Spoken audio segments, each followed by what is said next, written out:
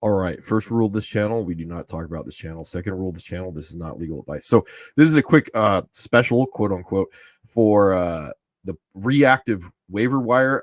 If you haven't heard yet, Jonathan Taylor may be going on IR with a thumb injury. It's all speculative at this point. We're probably not going to know until tomorrow when the injury reports come out for practice on the week. But we want to kind of be proactive as much as we can. And right now, this is the best news that we have to jump in front of the train. So I have the after waiver video that I'm going to be working on in a little bit, but I just want to come out and do this now because I know some people out there probably watch after waivers to plan what they're going to do for the next week. So right now, like this would be something that like you have to probably be prioritizing ahead of time.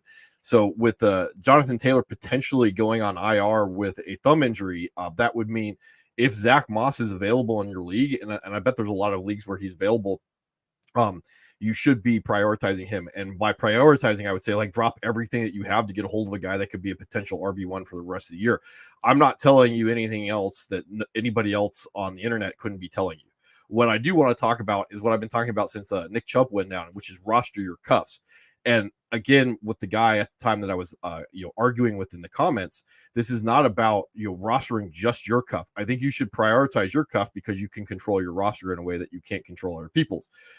But all the cuffs, especially at this point in the season, should be rostered because of something like this. One of my leagues, and it's actually the least competitive league, Zach Moss is actually already rostered. So there's nothing by not the Zach Moss or by not the Jonathan Taylor owner. So again, like being able to pick up the guy proactively and wait for it to occur is also important at this point. And one of the things that I have to pull up to talk about is the actual scoring for wide receivers at this point. And I've been talking about this for a while. Like wide receiver threes grow on trees. And wide receivers in general are easier to replace. So when you look at the points per game, Tyreek Hill and Keenan Allen are in their own little tier group, and then Justin Jefferson, depending on what happens when he comes back health-wise, is in a tier group with CeeDee Lamb and the Sun God. Maybe A.J. Brown's there. I think A.J. Brown's probably in a little bit different category with Stephon Diggs and Jamar Chase. But this is not a wide receiver video. What I want to talk about is when you get down into the levels of like wide receiver twos, wide receiver threes, you see how easily replaceable that they are. You had guys like Kendrick Bourne is on IR at this point, but like he was putting up 12 points a game. And there's some variance in this between like their boom games and their bust games. But overall, being able to go to the wire and grab like a Romeo Dobbs and chase his touchdowns that he's been able to get this year in the red zone. I think this is like last year's production, or anyway, you can chase his touchdowns because he's been a red zone target on a week-to-week basis, which will allow you to basically go up and fight with most of these wide receiver twos that are a little bit more predictive. So when I'm holding on to these like wide receiver threes on my bench, and you see like guys like Brandon Cooks, who's probably going to be up there on the waiver wire this week, a guy like Brandon Cooks or an A.T. Perry that's for the Saints, like I can go out on a most week-to-week basis and even in deeper leagues and go out and pull a wide receiver three, throw them on into my lineup and hope that I catch a touchdown, because it can happen. There's so many more wide receivers on the field. They have so many opportunities. I can get lucky and I can kind of do it on a week-to-week basis. And then when I talk about like the parts of fantasy football that are predictive, with the Redskins and the Dolphins going to play each other this week, like this is what fantasy's fun about, because in this game, there's a lot of guys that we should be rolling out to try and catch a really bad pass defense that with an offense that likes to throw, going up against a really good offense, and potentially a lot of points to be had from a fantasy perspective. So like I can kind of try and play that game of what I can predict, what variables are observable, and I can use them to pick up the guys that I need off a waiver on a week-to-week basis. So from a running back perspective, when I switch over here to you can see the week-to-week variance of the running backs, like that cliff hits much steeper.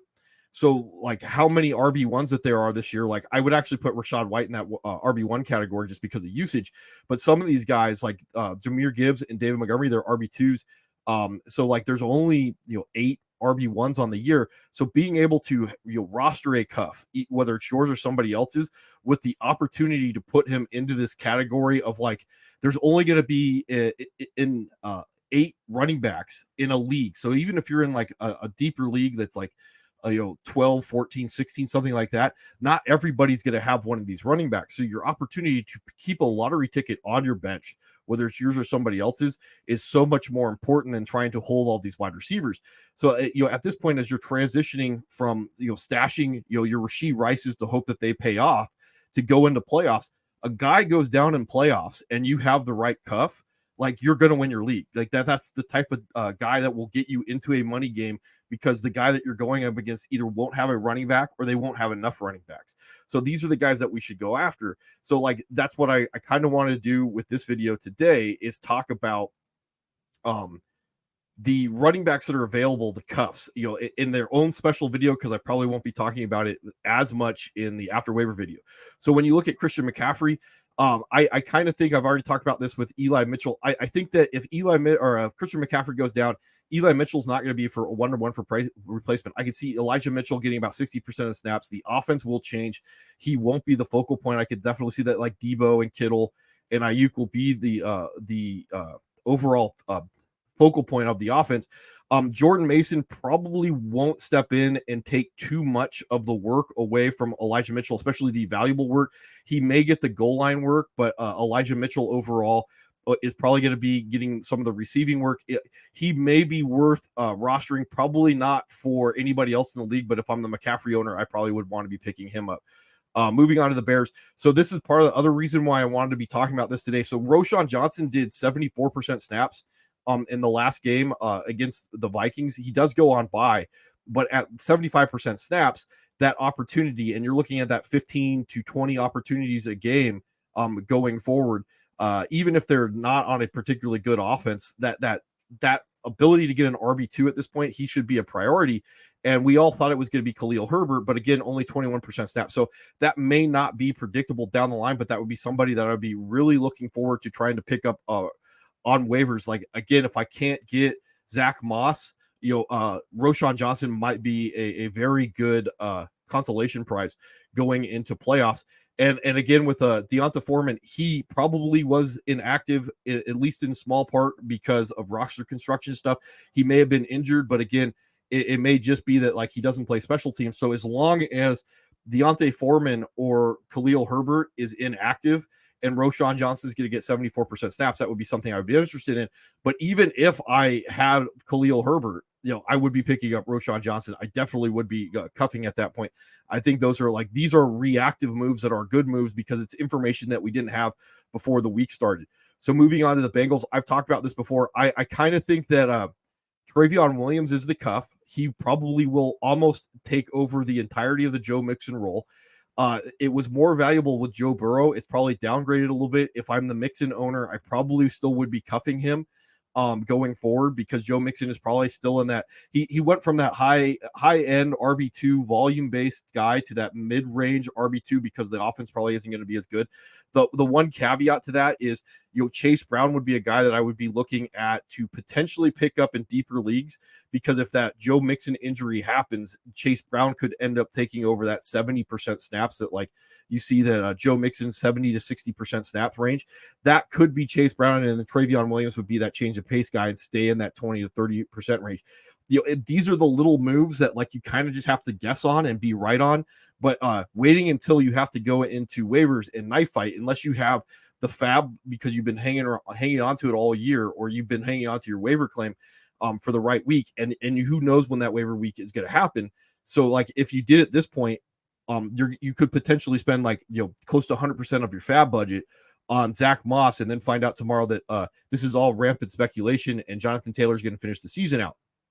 So moving over to the Bills, James Cook is the guy right now. He's getting a majority of the work. He's hovering somewhere between 60 to 40% of snaps, but he's getting the receiving work. This backfield, I probably wouldn't be cuffing at all, especially like Latavius Murray was getting the receiving work. He was getting the goal line work. Josh Allen is the de facto running back there. The other interesting thing this week, why I wouldn't be cuffing, is for some odd reason, Ty Johnson decided to come on the field and start getting snaps. And we're still waiting on Uncle Lenny to potentially get into the rotation. He still hasn't been active yet. So at this point, like, I don't think it's worth speculating on a roster spot when there's potentially 4 guys that are going to be in the mix going forward. It's probably not worth it. The guy that I talked about on Chasing the Dragon, Samaje Perine, not only do I think he's one of the more valuable cuffs at this point, you see last game 27% snaps. He's been hovering there as part of the offense. Will get receiving work, will get goal line work. So he's overall value, standalone value in and of itself. But Javonte Williams may have a neck injury. So, like, again, if I'm the Javonte Williams, I'm probably selling the farm to get Perine this week because I can't wait until I actually find out the news.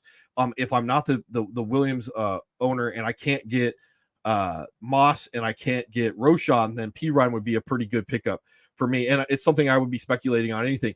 Anyway, like what does it cost me at this point in the season to find out versus let him go to my opponent and then watch this guy put up massive amounts of points in a money game during the playoffs? That's kind of my thought process. So with the Browns, this is interesting. If I'm the Jerome Ford owner and I could get a hold of Kareem Hunt, that's probably not a bad thing. But I can kind of think that this will kind of stay overall the same if Ford goes down. And again, this is downgraded because of the quarterback situation. I could see that Pierre Strong would probably creep into some type of timeshare 40 to 60% range. He might inherit the entirety of the Jerome Ford snaps. So like, again, if I can't get Kareem Hunt because he's on someone else's team and I have Jerome Ford, I would be cuffing him with Pierre Strong at this point. That I think that would be a pretty good play. If I have if I have Jerome Ford and I have Kareem Hunt, depending on what my roster construction is, I still might be holding Pierre Ford. Again, can I afford to do that? Like what else do I have on my team at this point? Like I'm probably carrying 2 tight ends, 2 defenses, 2 quarterbacks.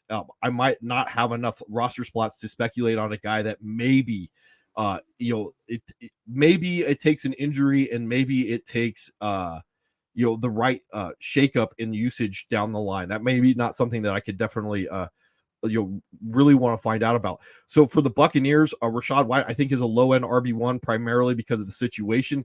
I don't think Chase Edmonds would take over the backfield in this case. I think it would probably come down to some type of timeshare between Keyshawn Vaughn, who's been healthy inactives, and Sean Tucker, who's been back in the role of the RB3. I think they would throw these 3 guys out there and see how it shook out. So I don't think there's a running back that should be rostered at this point as a cuff, but I could definitely see if Rachaad White gets injured, picking up the guy that I can probably get for the cheapest and see how it shakes out. I don't think it's a very good situation from a fantasy perspective. The Cardinals are another interesting one. So if I'm the James Conner owner already, he may not be fantasy relevant anymore. I don't know how much I'm looking to roll him out with that 42% snaps, even though it was in a blowout against the Rams. Keontae Ingram is probably not a thing at this point. Healthy scratch. So DeMercado, the guy I've been talking about for a while, he was at 20% snaps. Again, this was a blowout, but the pickup of Michael Carter, that was the thing that happened. I can't find him here on my fake league, but Michael Carter was up to like 30-40% snaps in the blowout, being used in the passing game. He is under contract next year. I'll talk about this in the after waiver show. So like, this is not a 1-year rental thing with Michael Carter. He will be involved with this offense next year, and there is an out with James Conner. So like, Michael Carter, I definitely would be picking up if I'm the James Conner owner, and in deeper leagues, I would be picking up Michael Carter regardless. All right, Chargers. So disappointing year for the Chargers in general. Austin Eckler just hasn't really been living up to the capital that was put into him. But if I am the Austin Eckler owner, Josh Kelly is the only other running back of value. I don't know how much he has. Like when Austin Eckler was out, and I've talked about this before, he really didn't do much with his opportunities when Austin Eckler was out. But at this point, like, he has looked a little bit better. There probably isn't a better guy that I could be rostering. It's kind of a coin flip between should I be picking up my own handcuff and Josh Kelly, or trying to chase one of these other handcuffs again, because you're trying to do something that is not very predictive about injuries. So like, which way you go is kind of going to be up to you. The Chiefs, Isaiah Pacheco, I think this one is a little bit more interesting because I could see Clyde Edwards-Helaire, picking up the backfield work that Isaiah Pacheco had if Isaiah Pacheco goes out. So Jerick McKinnon was out last game, and we actually had 78% snaps to Isaiah Pacheco in that game. and then 20% snaps Clyde. So I could definitely see that at worst, you're going to get a 50-50 split between Clyde and Jerick McKinnon if Isaiah Pacheco goes out. But the two things that you're looking at, one that Clyde probably wouldn't get, and that's some of the red zone receiving work that would go to Jerick McKinnon. But this overall snap share and a little of the passing game attached to the Chiefs offense. Chiefs offense hasn't been as good, but I would be a little bit interested, and I probably would be, stashing Clyde at the bottom of my bench. You probably in a lot of leagues could get away with not picking him up if Pacheco goes down and McKinnon is healthy. I think a lot of people will go after McKinnon, but it may end up being Clyde that gets the volume of the work. But again, from a fantasy perspective, it may not matter. McKinnon may end up getting the more valuable work going down the line. So, like, again, kind of pick how you think that's going to shake out if you want to be cuffing guys. Already talked about the Colts again with the possibility of Jonathan Taylor going out, and then Zach Moss when he had the backfield to himself, and he's working at, you see, like 98 to 80% snaps, 70% snaps. So like he's going to go back into that RB1 role with receiving work and red zone work on an okay offense. So again, he should have already been rostered in most leagues.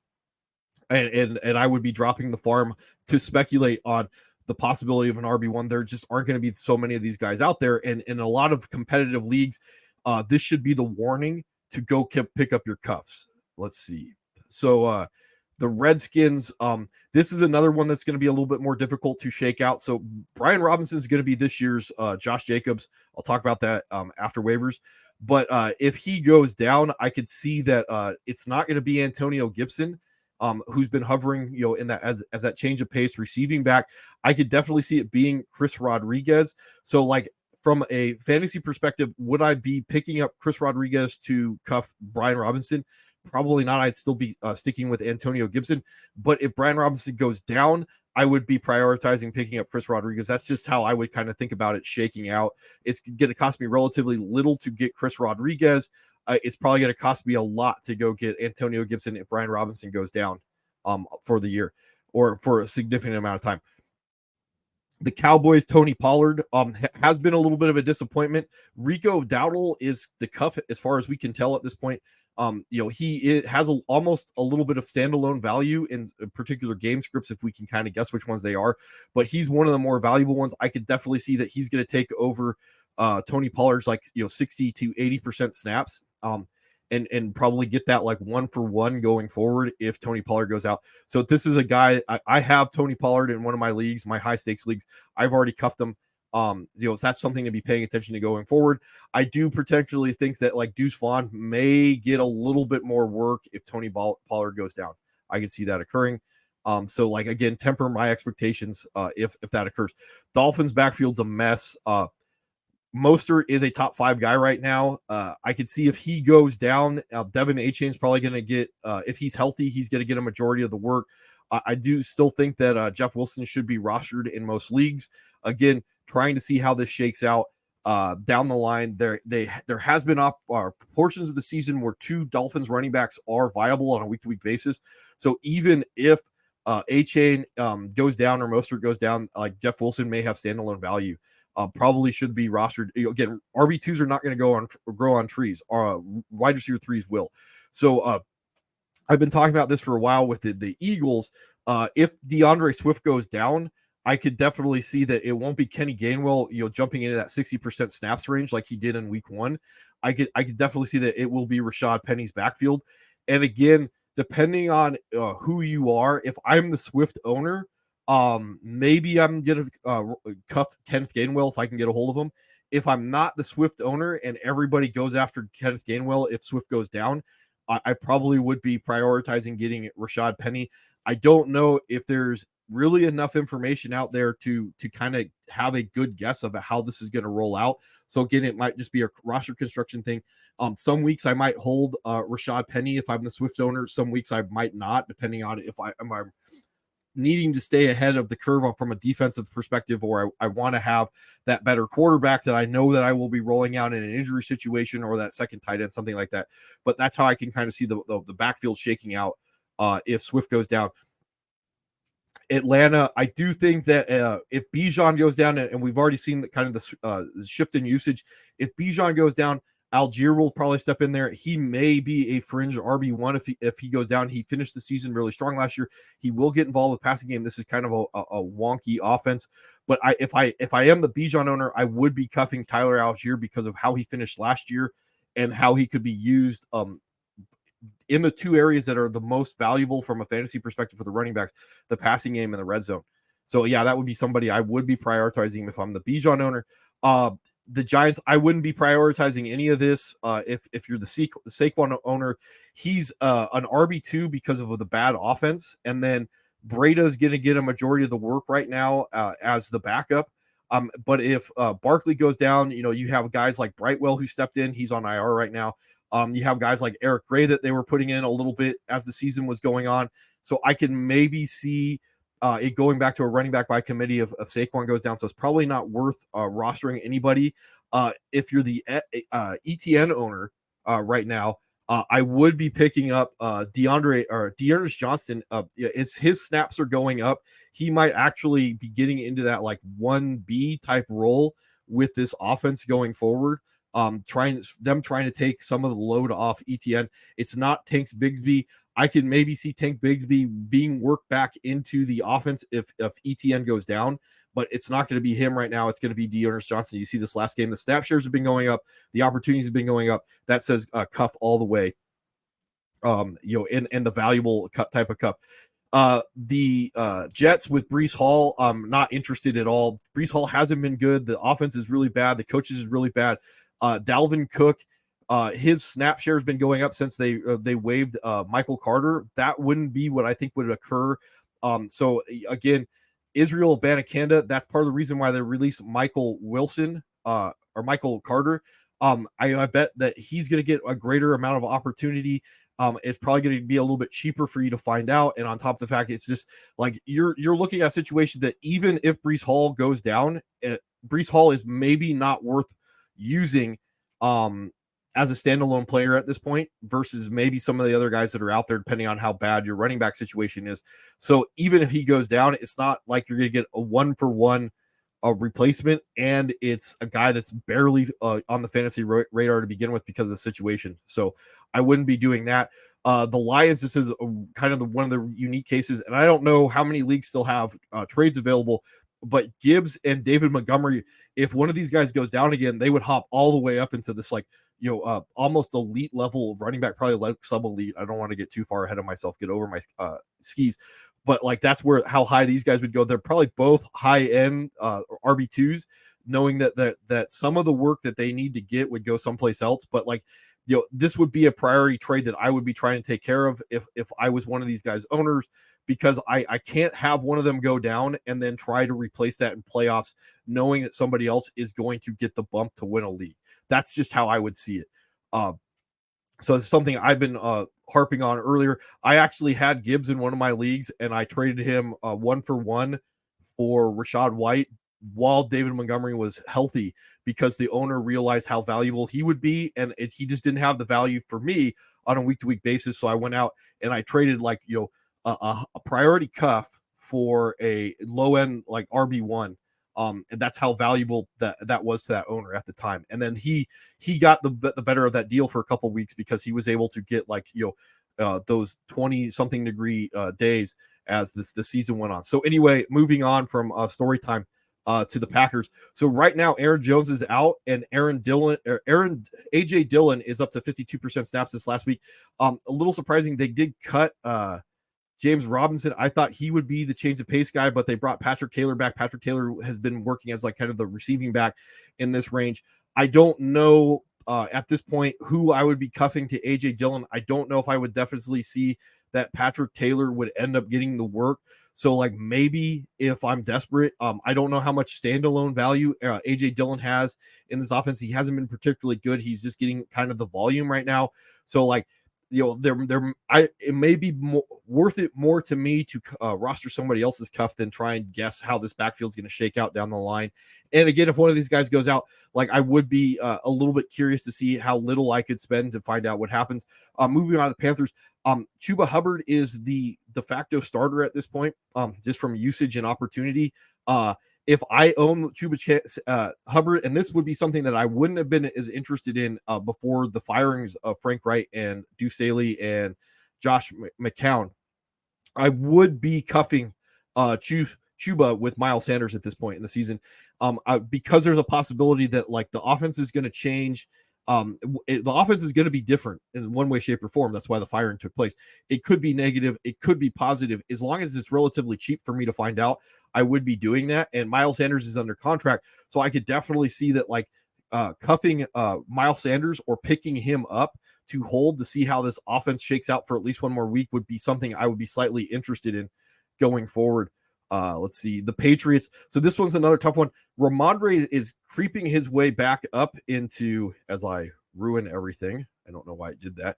So Ramondre is creeping his way back up into running back one land, which is what we were kind of drafting him to be. And as it just won't pull up, I guess. Ramondre he's creeping back up into running back one land. And if I was holding him, I don't know how much Zeke has value going forward because of the fact that like this is still a bad offense. So like I would kind of guess that Ramondre may not have as much week to week value going forward. So with my shares of Ramondre, maybe I would be cuffing Zeke, thinking that he's going to get a hold of the backfield. But again, the expectations that even that occurs, that Zeke is just going to take over the work one for one is going to be a little bit difficult to kind of parse out. See if I can get this to work. Some reason it doesn't seem to want to work. I wonder if Sleeper went down. Well, that's awesome. So I could probably do this off the top of my head. So the Raiders, I've been talking about Zamir White. I've kind of downgraded Zamir White for the rest of the season. I think that Amir Abdullah would get a lot of the work if Josh Jacobs goes down. I probably would be rostering Zamir White because I think that would be the guy that would cost me the most money to go out and find out if it occurs. There's a possibility that the Raiders would want to see what they have in Zamir White with Josh Jacobs being on that 1-year franchise tag. So that would be something I would be prioritizing if I'm the Josh Jacobs order. For the Rams, we see how special Kieran Williams is because of his usage in the red zone in the passing game. Because they got rid of Darrell Henderson, maybe I could be picking up Royce Freeman because they kept him and they let Darrell Henderson go. They re-signed him in the practice squad. I don't know if it's that valuable because I could definitely see it's going to go back into that split share. But that would be something I would be looking at between the two. Right now with the Ravens, I definitely think that the Ravens backfield is kind of screwed up. So I could right now the only guy I would really be interested in that backfield is Keaton Mitchell. But the other two guys, if he does go down, I think it's going to go back into that timeshare. Maybe I'd continue to roster Gus Bus. I don't know how relevant Justice Hill is rest of season. If I'm cuffing for the Saints, it's Jamal Williams right now. I think would get a majority of the work over Alvin Kamara. But the problem with that is like Kendre Miller may eat into it if it's a bad enough injury. So maybe I would look at prioritizing Kendre Miller because I think he has more upside than Jamal Williams. If Alvin Kamara goes down, I think that Taysom Hill would get more work, and they would maybe prioritize getting some of the more valuable, i.e. receiving work to Kendre Miller going down the line. We've already seen this with the Seahawks with Kenneth Walker going out and Zach Charbonnet. Again, roster cuff. Hopefully, if you're the Walker owner, you've already cuffed Zach Charbonnet going forward. It should be a better matchup this week. Pittsburgh, yeah, again, if you had Najee, hopefully you picked up Jalen Warren. I do think if one of these guys go down, they will jump all the way up to probably that Rachaad White level of RB1 just because of the fact that I don't think the offense is necessarily ever going to be good. But I could definitely see that if I could get a hold of the other guy, if I have one on the off chance that I could potentially win a league, they will become RB1s up from a standalone basis. I could definitely see them getting that in that 60% snaps range, but getting the priority touches, the more valuable ones. Again, roster cuffs was talking about Devin Singleton long before the usage flop happened with Damian Pierce. So right now, if you did roster Devin Singletary early when it looked like it was going to happen with Damian Pierce, you have probably somewhere between like a mid-range RB2 to a low-end RB1 rest of the season for the Texans. We've already been talking about Tajay Spears all year with the Titans with Derrick Henry. I actually think that Tajay Spears has more value than Derrick Henry does, because I could definitely see that if Derrick Henry goes down for the Titans, Tajay Spears would be used more in the passing game, and passing work has more value than rushing work. And then for Minnesota, this is a mess right now. Last night's game between the Vikings and the Bears was all over the place. We were expecting a little bit of an uptick in Chanier's overall usage. It didn't occur, and since I can't actually pull the stats up on Sleeper, I will pull them up on ESPN so we could talk about the box score. So I don't have the snap shares on me right now, but you can see that like Alexander Madison got a majority of the rushing work. And he was efficient in this game. Ty Chandler only got 4 carries. He wasn't efficient. He was more efficient last game. And then in the passing game overall, this is where Ty Chandler would really earn his work. He only had 2 targets. Alexander Madison also had 2 targets, and Alexander Madison was more efficient on at least one of his 2 catches for 11 yards. And again, I don't know what the Vikings offense is going to be like going forward. Standalone Alexander Madison is not the greatest fantasy running back asset to begin with, and then you factor in that Ty Chandler would work in. If I was the Madison owner and I could get a hold of Chandler, that's absolutely something I would do. If otherwise, like, I would not necessarily be prioritizing Chandler right now as someone else's cuff on my roster. So anyway, that's just what I wanted to get out real quick. Do a 30-minute video on cuffs and what to be doing, how to be thinking about that going forward, and then I could dedicate the after waiver show to all the other analytics.